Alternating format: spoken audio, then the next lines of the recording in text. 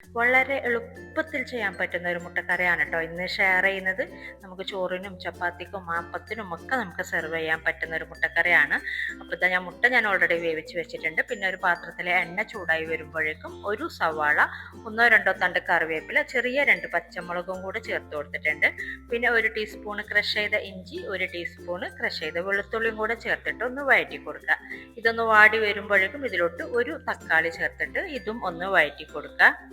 എല്ലാം കൂടി ഒന്ന് വാടി വരുമ്പോൾ ഫ്ലെയിം കുറച്ചിട്ട് ഇതിലോട്ട് പൊടികൾ ചേർത്ത് കൊടുക്കാം. 1 ടീസ്പൂൺ നിറച്ച് മല്ലിപ്പൊടി, 1/2 ടീസ്പൂൺ ഇറച്ചി masala powder, 1/4 teaspoon garam masala powder, പിന്നെ ഒരിച്ചിരി കുരുമുളക് പൊടി ചേർത്ത് കൊടുക്കുന്നുണ്ട്, ഒരു 1/4 ടീസ്പൂൺ. അതുപോലെ 1/2 ടീസ്പൂൺ മുളക് പൊടി, പിന്നെ ഒരിച്ചിരി മഞ്ഞൾപ്പൊടി. പിന്നെ നിങ്ങൾക്ക് മുളക് പൊടിയുടെ അളവ് വേണമെങ്കിൽ കൂട്ടി കൊടുക്കാം കേട്ടോ. പച്ചമുളക് ചേർക്കുന്നില്ല എന്നുണ്ടെങ്കിൽ ഞാൻ നേരത്തെ പച്ചമുളക് ചേർത്തുകൊണ്ട് മുളക് പൊടി കുറച്ചാണ് ചേർത്ത് കൊടുത്തത്. ഇനി ഇതൊന്ന് ചെറുതായിട്ട് ഇതിൻ്റെ പച്ച മണം മാറുന്നവരെ ഇതുപോലെ ഒന്ന് ഇളക്കി കൊടുക്കുക. കുറച്ച് നേരം ഒന്ന് ഇളക്കി കൊടുത്താൽ മതി. ഇനി ഇതിലോട്ട് നമ്മൾ ചേർത്ത് കൊടുക്കുന്ന 1 കപ്പ് ചിരകിയ തേങ്ങയാണ് കേട്ടോ. ഈ ഒരു തേങ്ങയും കൂടെ ചേർത്തിട്ട് ഈ ഒരു തേങ്ങയിലുള്ള വെള്ളമൊക്കെ ഒന്ന് വറ്റി ചെറുതായിട്ടൊന്ന് ഡ്രൈ ആയി കിട്ടിയാൽ മതി. പെട്ടെന്ന് തന്നെ ഇത് ഒന്ന് ഡ്രൈ ആയി കിട്ടുന്നുണ്ട്. എല്ലാം കൂടി നിങ്ങൾക്ക് ഒരുമിച്ച് തന്നെ ചേർത്ത് കൊടുക്കാം കേട്ടോ. ഇങ്ങനെ സെപ്പറേറ്റ് ചേർത്ത് കൊടുക്കണമെന്നില്ല, ഞാനിങ്ങനെ ഓരോന്ന് സെപ്പറേറ്റ് ആയിട്ട് ചേർത്ത് കൊടുത്തതേ ഉള്ളൂ. ഇതിപ്പോൾ എല്ലാം കൂടെ ഒന്ന് ഡ്രൈ ആയി വന്നിട്ടുണ്ട്, ഒന്ന് റോസ്റ്റായി വന്നിട്ടുണ്ട്. ഇനി നമുക്കിത് ഫ്ലെയിം ഓഫ് ചെയ്യാം കേട്ടോ.